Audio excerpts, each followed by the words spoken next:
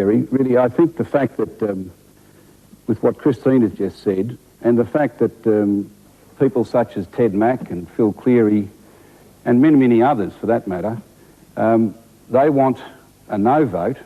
They're in that camp for a no vote, so that they can bring, hopefully, far more radical change at a later point in time. In my view, it's a very compelling argument. While we've got in Prime Minister John Howard a safe pair of hands at the helm, someone who would preside over, someone who would preside over the introduction of this head of state without any hidden agenda, we should seize the opportunity while we have got a model which gives us an Australian head of state without any change to the way in which we govern ourselves. Seize this opportunity now and vote yes. The alternative is the prospect of far more radical change down the track. I think the two very interesting points, the use of the word radical. Isn't it interesting? The politicians have said, you're smart enough, the Australian people, you can vote for us, but we don't trust you to vote for the president. Therefore, when we vote for the president, that's not radical, but when you vote for the president, that is radical. It's a very convenient tactic to keep power and to increase power in Canberra. As for Andrew Robb's very slick tactic of saying the Prime Minister is a safe pair of hands, the Prime Minister doesn't support this model. The Prime Minister will not be campaigning for this model, and the Prime Minister, John Howard, will not be the Prime Minister forever. There will be other hands that aren't as safe to handle it. Now, Andrew has run many campaigns, and in 1993 ran the Fight Back campaign, and someone said of that campaign, if you don't understand it, don't vote for it. And I would repeat that for this campaign as well. If you don't understand the model, don't vote for it. And Malcolm and none of the other speakers have defended their model. None of them have defended their model. They've gone on about the old jargon of head of state. They know that's an ambiguous question, but they won't defend their model because perhaps they don't even understand it. The model is what we have now.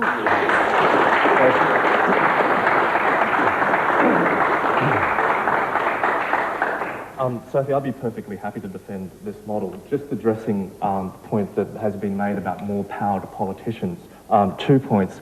Firstly, how can you say that this model gives more power to the politicians when under the status quo, the Prime Minister can appoint whoever he wants as Governor-General? Can appoint without any, no transparency, no right of review. John Howard could appoint his mother and she'd probably do a wonderful job. But some people may not be happy about that, and what can we do about it? The second point is, this model was specifically designed to prevent politicians from being our head of state. The bipartisan mechanism, the two-way screen, the Presidential Nominations Committee, where the public have a meaningful say, meaningful input, and then the bipartisan model, the bipartisan process, whereby both sides of politics have to agree. The two of them combined will assure a non-political head of state. But two-thirds.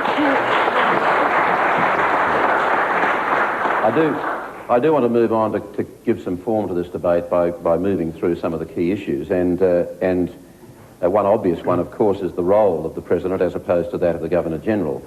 Now, Malcolm Turnbull, do you argue that there will be no difference between the role of the President and that of the Governor-General?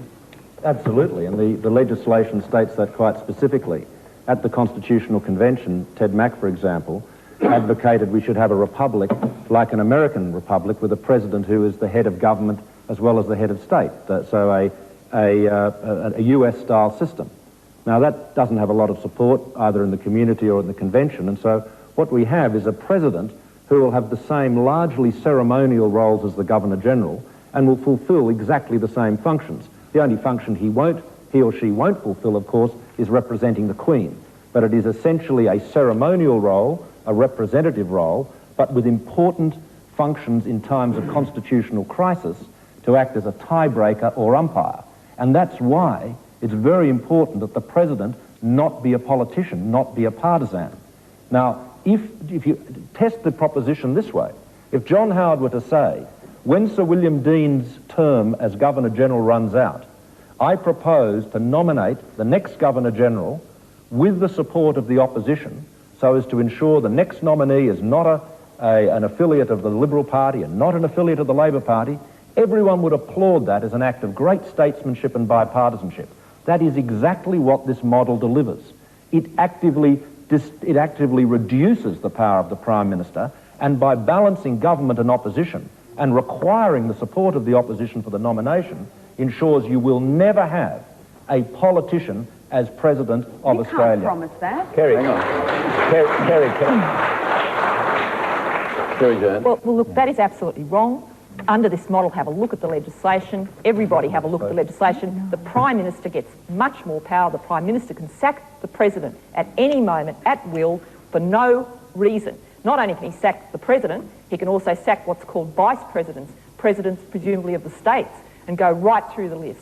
Nobody has to endorse that decision. He can do it at any time for no reason. That makes the Prime Minister much more powerful under their model. But isn't it true that it would be easier today for a Prime Minister to sack his or her Governor-General than for the President to be sacked under this model? No, not at all. Not at all. Because doesn't the Prime Minister simply have to write to the Queen setting out the reasons for dismissal? Precisely, and therefore there is a time delay. Sorry, I'll hear from Jocelyn Scott. Yeah, he doesn't have to write to anybody to sack the President under the model that the Australian Republican movement is promoting and that's being promoted through this bill. The Prime Minister can simply dismiss the President with giving no reason to Parliament, not even taking it to Parliament before the Prime Minister does that.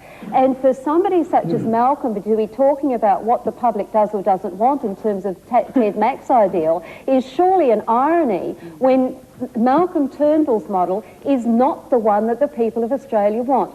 The women and men of Australia want to elect their president directly, and it's not for us to sit here and say you can't have it, you're mad, in the way that the Australian Republican movement says. Rather, it's for those who do have some power to say, this is what the Australian people want, how can we deliver that to them, what model can we propose that is a direct election model that clarifies what the powers of this person, this office are going to be, how can anyone vote for a position of president when they do not know what the powers of that president are going to be. Well, I'll just hear from Wendy Machin first. I think you wanted to talk about the first point. We'll come to the reserve powers in a moment. Kerry, to pick up that point about dismissal, you're absolutely right. The Prime Minister can today sack the Governor-General by simply writing to the Queen and saying why he would like to do so.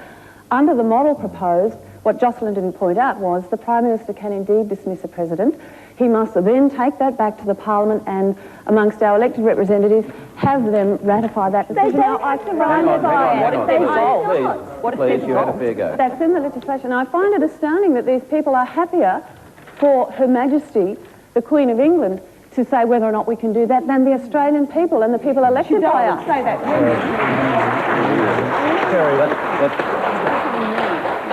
There has been one change, hasn't there, in the way that dismissal takes place from the model recommended by the Convention, and that is the Convention, I think, proposed that when the sacking was ratified by the Parliament, that if the Prime Minister did not receive the vote of the Parliament, that was taken as a vote of no confidence in the Prime Minister, who then had to resign. Now, that's no longer the case.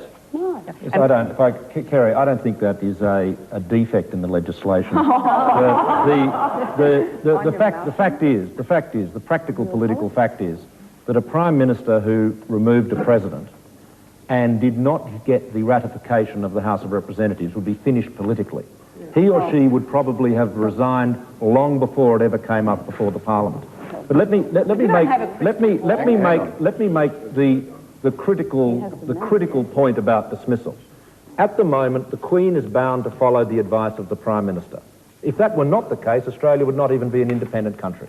The Prime Minister does not have to give any reasons to the Queen for advising her to remove a Governor-General. All he has to do is say, I recommend that Sir William Dean be removed, and I recommend that Tony Staley or whoever he likes be the new Governor-General. And she must do that. Under the model that's proposed here, there is a real reduction in the Prime Minister's power. Why? Because while he can remove a President, he cannot replace the President. He removes the President, but the President is immediately replaced by the senior state governor, who would have nothing to do with the Prime Minister, and then a permanent appointment is made in the bipartisan method by Parliament with a two-thirds majority. And on that point, in a moment, I'll come to just how the President would be appointed. But Phil Cleary, I think you wanted to... Let's try to consider the reasons why a particular group will not entertain the idea of an elected President. Look at the political system at the present time. It is fracturing. The major parties are in decline. People are voting strategically for the Senate. They are trying to rework the political system. And at that very time where they want to exert their influence over the parliaments of Australia, the ARM wants to enshrine an authoritarianism. Malcolm knows a president who can be sacked by the Prime Minister is not a president worth having in the political system. But Phil Cleary, you've been a politician. You know that political actions have political costs. You know that if a Prime Minister did what you would set out, there is a political price to be paid at some stage. The Prime Minister has to run the gauntlet of his or her cabinet, their party room, the Parliament, both houses of the Parliament, and ultimately the people. Now, surely that is a factor in the equation. Well, but even within this model, there is a capacity for the Prime Minister to not even have to articulate why he has sacked the President. But do you think the Australian people would allow the Prime Minister to get away with that? What if he says the President's kind of gone mad? But I can't articulate it. I can't divulge this information one step further. This is a possibility. You know, these are serious issues. Very briefly. Just the Malcolm. There was a Freudian slip in Malcolm's opening. He said minor, substantial change. It's very interesting. It is very interesting. It's minor because it's a little stroke of a pen, but it's substantial because it suppresses the sovereignty of the people, and that's the key issue. Aidan Ridgway. Kerry, I probably come to this very naively and perhaps as a prelude to a maiden speech. I feel somewhat today being a member of the 12 Apostles and perhaps being Judas Iscariot in terms of my views in relation to a republic. But certainly on the issue that's being raised by both sides, I think it really comes back to a very simple issue, and that is an issue to do with having faith in Australian people to elect an Australian head of state, including the removal, irrespective of the personality that occupies the position. We have to have faith in our own systems, our own institutions, to provide that capacity for us to make those decisions. The other thing I do want to say, and that is that I think that there is a necessary prerequisite as part of an idea of becoming a republic, and that is that there must be a way of dealing with the question of what place Indigenous people play as part of Australian society. Now, I noticed that Malcolm raised the issue earlier on that republicanism could be described in terms of cricketeering terms and the views of the current Governor-General. I hasten to remind the audience that the first national team that represented this continent was in fact an all-Aboriginal side. And I think that in that context, the issue that needs to be dealt with is that if we are to move forward and become a republic, then there must be an opportunity for Australians to welcome Indigenous people as part of that broader Australian society. But for the first time,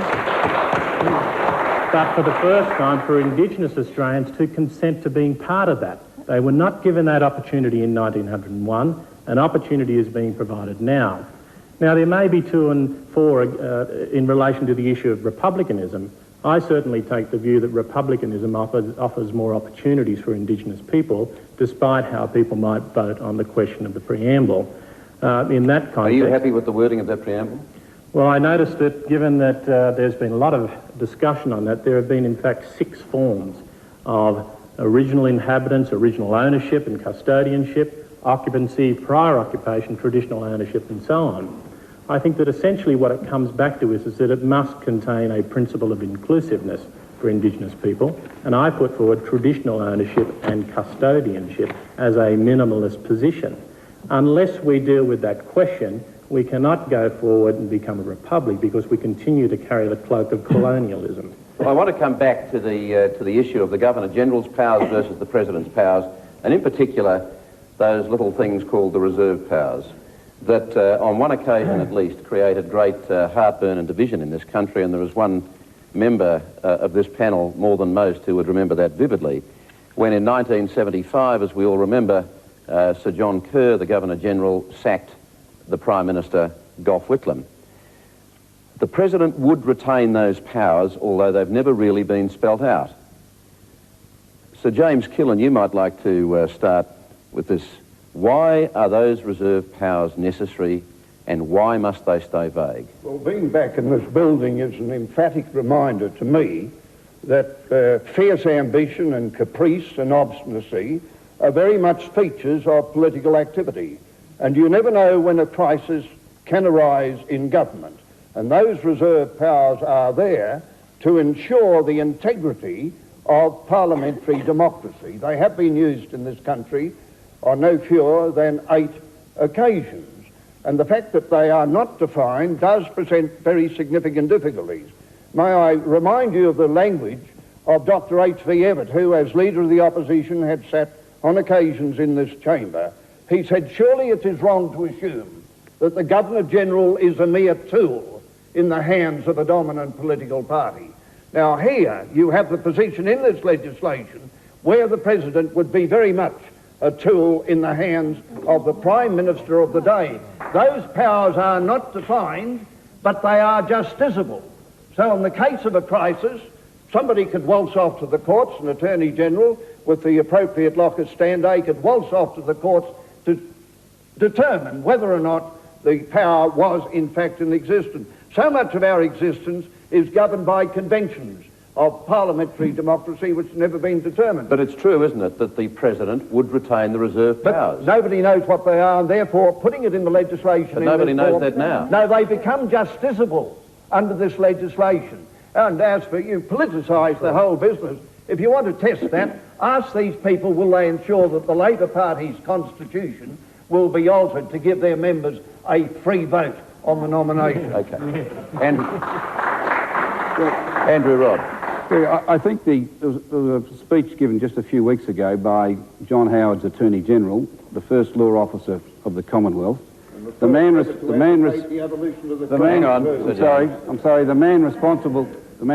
for the introduction of these bills.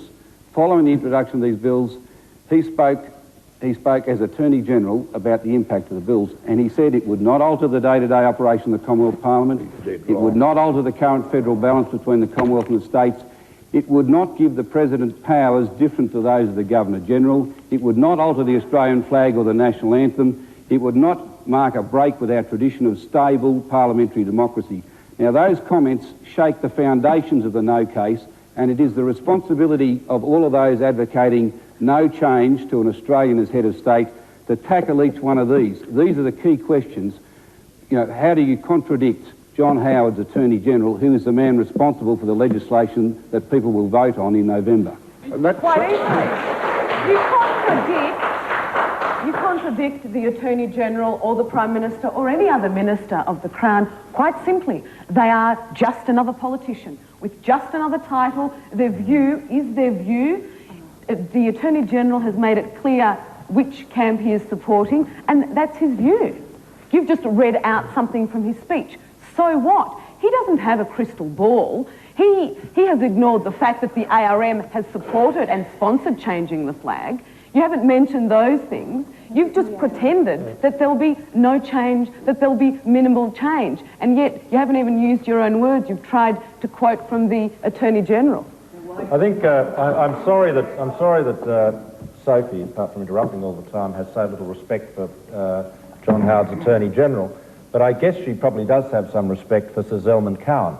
Just before you go on, I mean, she does reflect a fair view in the Australian public of cynicism about politicians generally. Well, I think that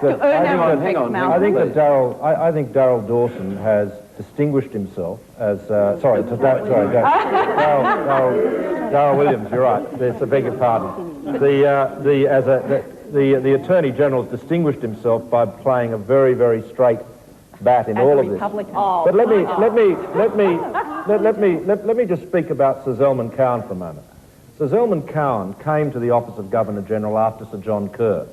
And of course, Sir John's tenure as Governor-General was a very controversial one because of the events of 1975. And he had a very healing role. Sir Zelman's a very distinguished constitutional lawyer and has, I think, taken a very even-handed approach to this debate over the years. His speeches have been used by the monarchists on occasions and by Republicans on occasions. What is his position now that we know exactly what is being proposed? He said in the Bob Hawke lecture in Adelaide recently that this is a model that he would recommend to the Australian people. Now, this is Sir Zelman Cowen, not a politician, but our most distinguished Governor-General. And he's recommending it to the Australian people.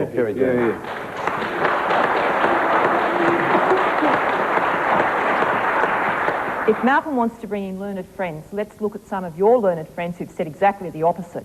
Over 101 criticisms from Sir Anthony Mason, from Linda Kirk, ARM professor, from Professor Winterton, Professor George Winterton. How are they voting? Hang on. They are all saying, they all come to the same conclusion. This document, University of New South Wales Law Journal, over 100 criticisms, they come to the same conclusion, fundamentally flawed. How could you vote for something, particularly when it gives more power to politicians to wheel and deal, if it is fundamentally flawed in the minds of people? Okay, well, since you have raised these names, will you address the interjection from the other side, which is, how are they voting? And I assume the inference is that a number of them will still be voting for the Republic. Well, Kerry, Professor Greg Craven, who's on their committee, has changed his mind now, I think, 10 times at least, from yes, no, yes, no. A lot of those people, I presume, will act with integrity. A lot of those people, I hope, will act with integrity. If they still see this model as fundamentally flawed, if they don't sort out their problems before the vote, I hope they will all vote no. There are a lot of those people on the list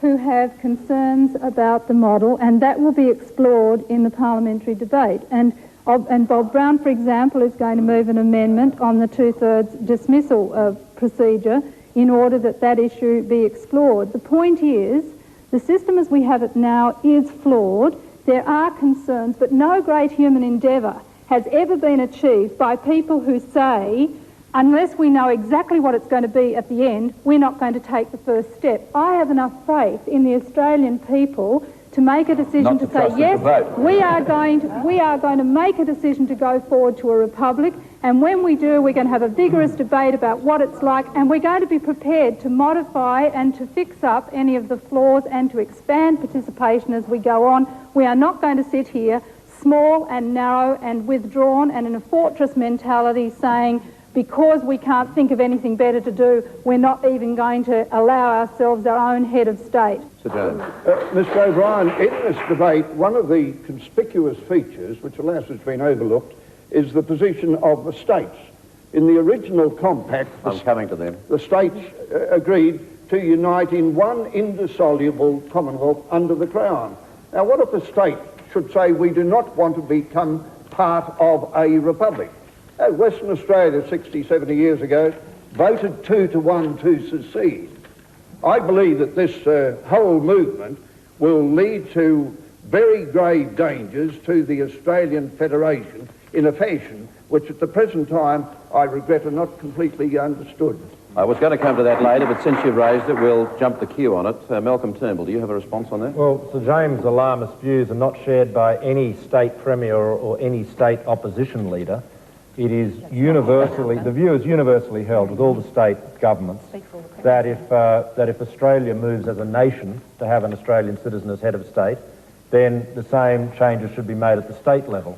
And there was a convention in Queensland only yesterday which affirmed that, as far as Queensland is concerned, it is constitutionally possible for a state to retain the Queen as head of state of a particular state, but it's also politically foolish, and no state government or opposition advocates that. What I would see as more problematic is that the office of president, if that president's away, the person who we nominated to act in their place is a governor of a state. And it seems to me ludicrous under this model that's being proposed that we would vote, that the two-thirds of Parliament would vote for a president, and then they're away, and in comes a representative of the British Crown to be the acting president. This is another point I was going to come to later. We'll deal with it now.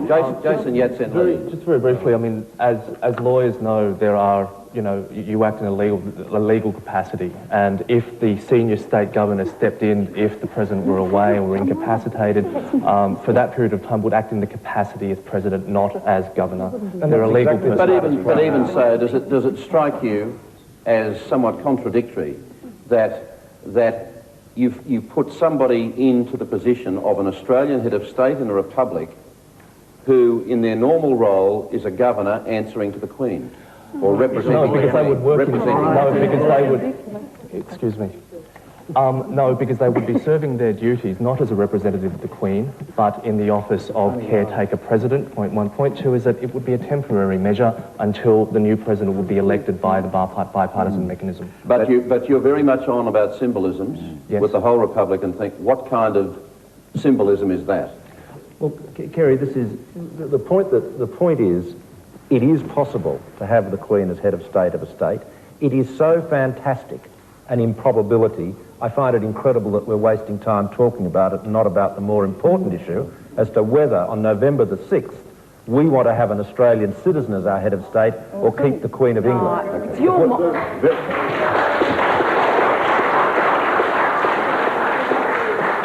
Very brief response from Ted Mack, who would also like an Australian head of state rather than the Queen of England. Well, Malcolm keeps seeking refuge in the scoundrel's refuge of nationalism. But we've got to talk about the potential crises that this model could take.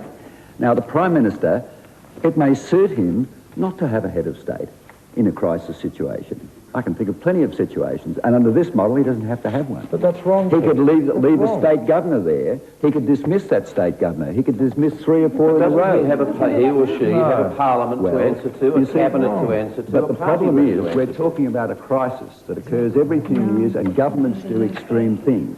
Executives always want to gather more power, and that's the whole history of Australian politics at the moment.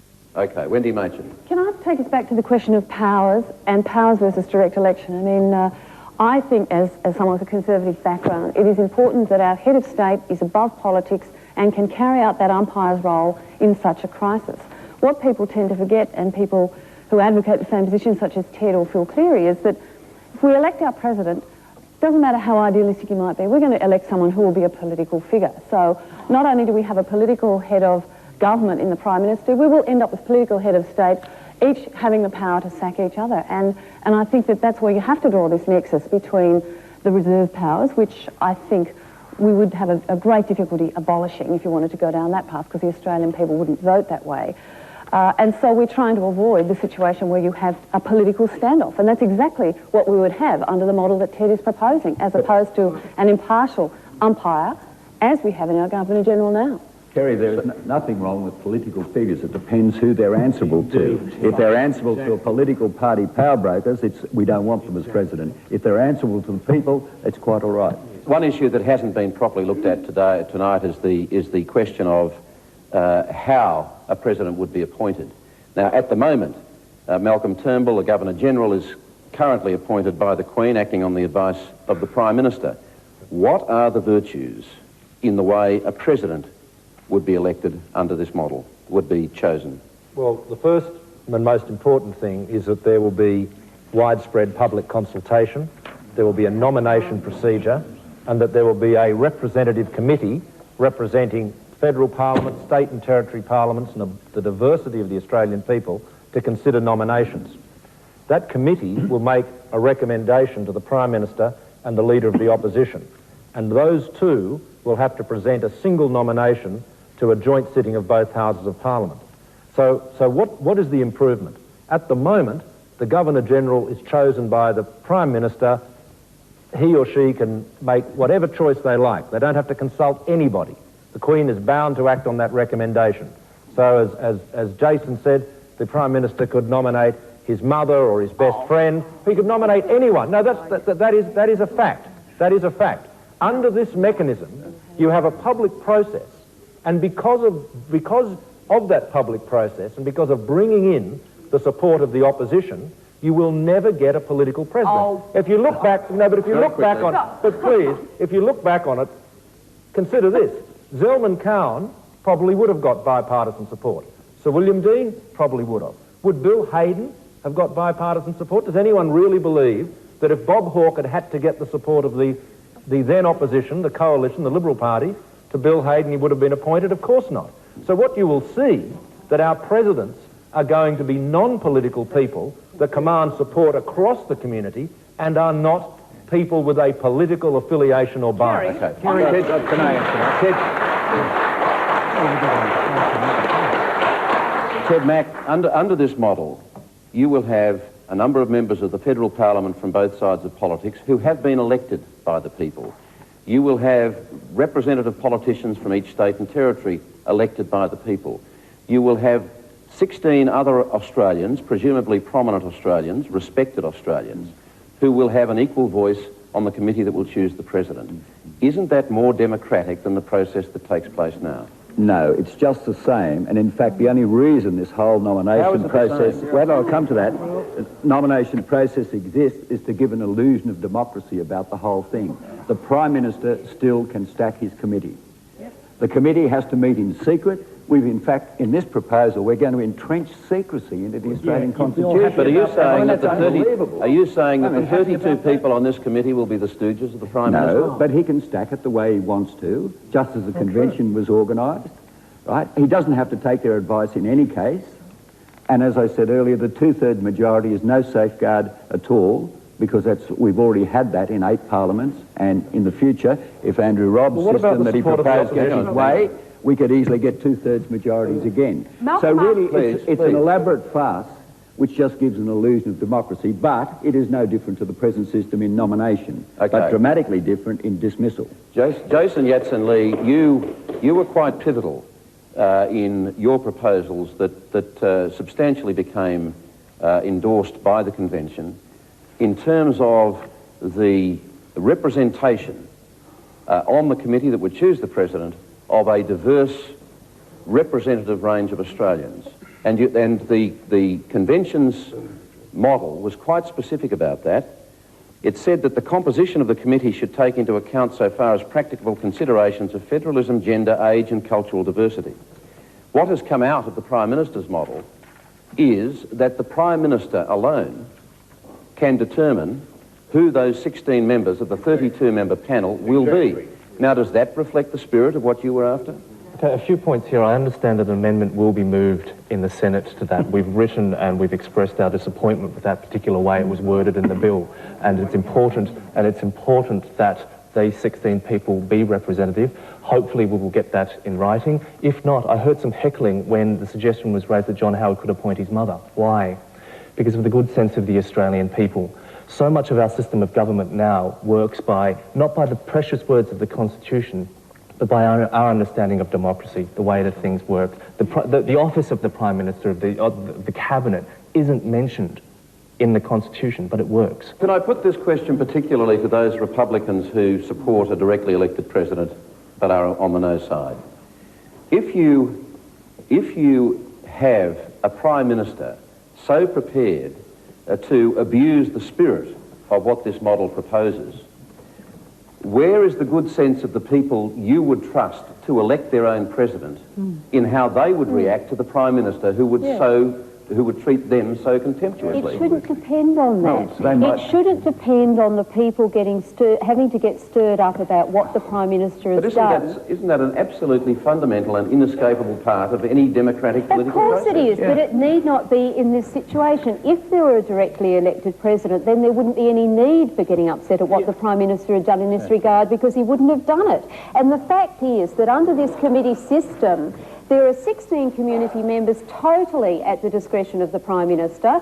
And when you say, Kerry, that the other members are elected, they're elected into their own parliaments, yes, but then the parliaments choose who will go from the major political parties onto this committee. So it's certainly not a system where the people are having a real say. And as for the notion that that will get us diversity in terms of who will be the absolute president, anybody in this chamber or out there in Australia who truly believes under this system the first president of Australia would ever be a woman, that the first president of Australia would ever be an Indigenous person, or that the first person who becomes the president would ever be a person from a minority ethnic background, is living in a dream world. Who it will be is somebody of the establishment. It will be a white middle-class man, and make no mistake about it. That is who it will be. Quick response from Jason. Just very quickly, if there was a direct election, what are the chances of the minorities getting up, including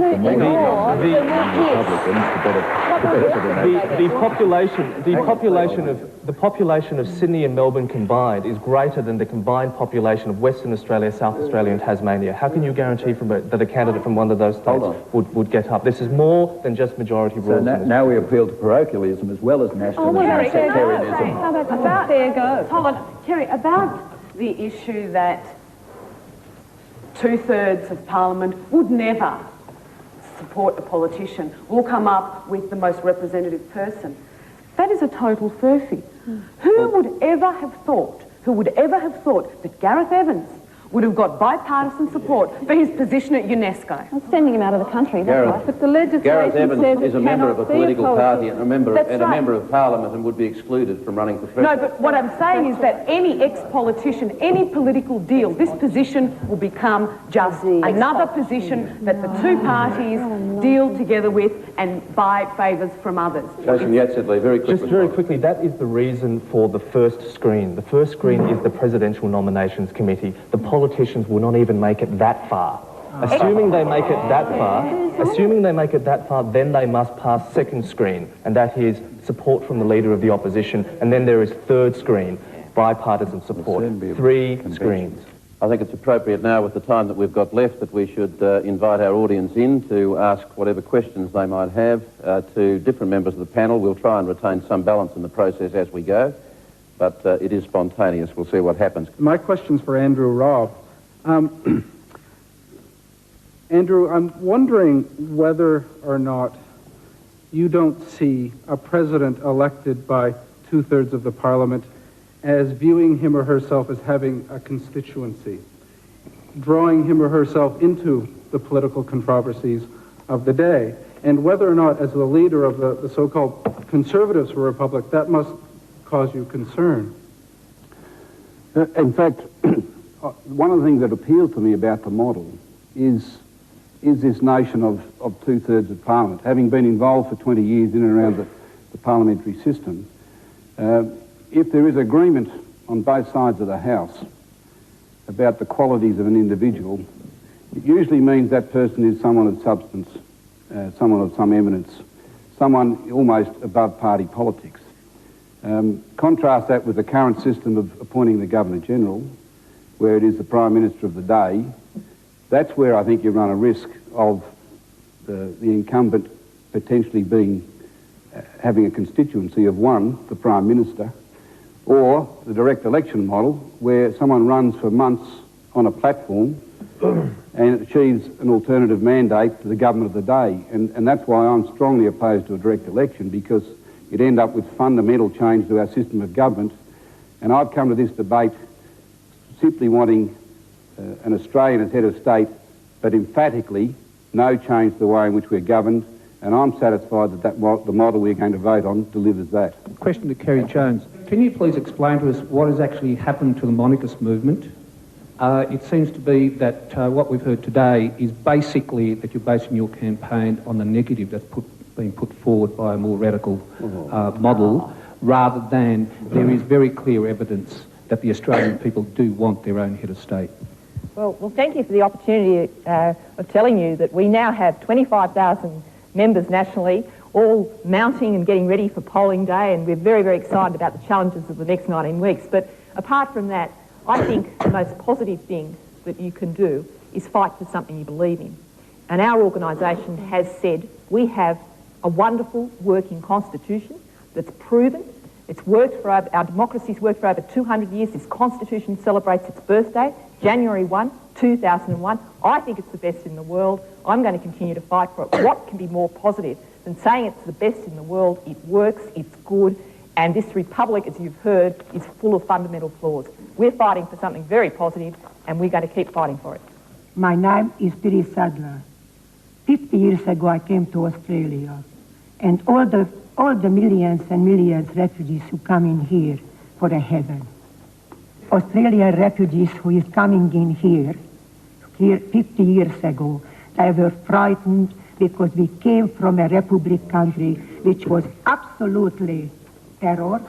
My question is to Mr. Turnbull, why don't you explain the changes to the people? You know pretty well, the people have no say to the voting for the president. Why you should not explain to the people? Okay, Malcolm Turnbull. Right, well, we've done our best to explain the nature of the changes, and we'll be doing a lot more over the next 4 or 5 months.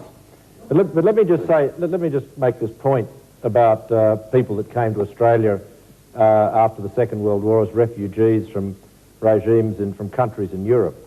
The fact is that the country that received most of the refugees from Europe was the United States of America, which is one of the oldest republics in the world. One of the oldest and most stable democracies in the world, Switzerland, is a republic. In the Second World War, we fought against 3 countries. 2 of them, Japan and Italy, were monarchies. One of them was a republic, Germany. The nature of Australian society and the nature of our democracy and the stability and common sense of this country is grounded in the good nature and common sense of the Australian people, not whether we have the Queen as head of state or a president. Anne Weatherford, ACT convener for the Australian Republican Movement. My question's for Kerry Jones. You've made quite a few comments tonight about the integrity of our political system, and I'd like to ask a simple question. Do you think young Australians should have respect for an office of head of state that no Australian can fill, and that has to be filled by a British Queen or King who lives in Britain, whose first loyalty is to Britain, and who visits Australia roughly once every 6 or 7 years? Well, any young Australian can aspire, any child in Australia can aspire to grow up to be the Governor-General, our Australian head of state, to be our Governor, to be the Prime Minister, who is of course our executive head of state, to be our Premier, to be a politician. So I think that we're probably debating on totally different grounds here, and there is confusion in the community about the role of our Governor-General as our Australian head of state. He is now legally and constitutionally our Australian head of state, is now recognised as such overseas. Recently we asked the Turkish ambassador how the Governor-General was received in Turkey on a visit there. He was received as a fully recognised Australian head of state. So I think there's confusion in your question. Well then, why is it necessary to have the Queen?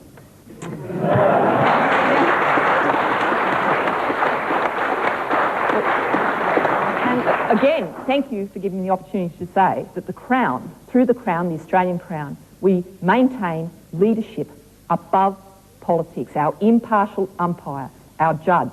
Our Australian Governor-General plays that role. Their politician, who's wheeled and dealed to get there in the first place, will not be as impartial as our Australian Governor-General. We are now close to time, and it's appropriate to end this forum the way we started, that is, with a closing statement from the 2 people who in fact opened it, but we'll reverse the order. Malcolm Turnbull, can you summarise your case for a yes vote in the November referendum? In November, it's a very simple choice. We can vote for an Australian citizen as head of state. We can vote to preserve our system of parliamentary government. We're not voting for any other changes. We're not going to change the flag. We're not going to leave the Commonwealth. We're not going to alter our system of government. It is, in that sense, a conservative change. It's a modest change, a minimal one, but it's one which Australians should embrace. Because if we don't, the one thing that we do know is that we will go into this coming century with the Queen of England as our head of state. We'll enter the new century with a foreign monarch as our head of state and not an Australian.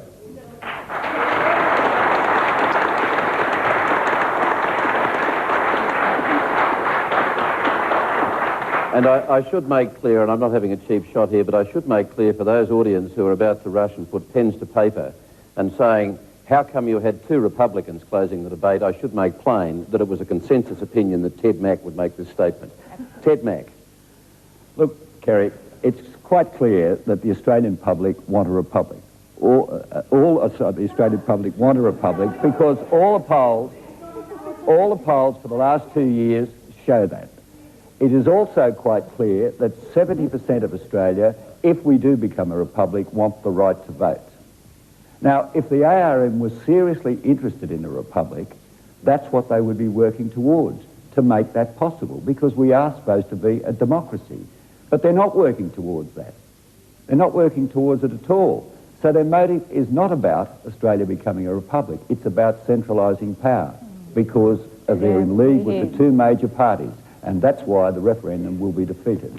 No referendum that centralised power has ever been passed in Australia and won't.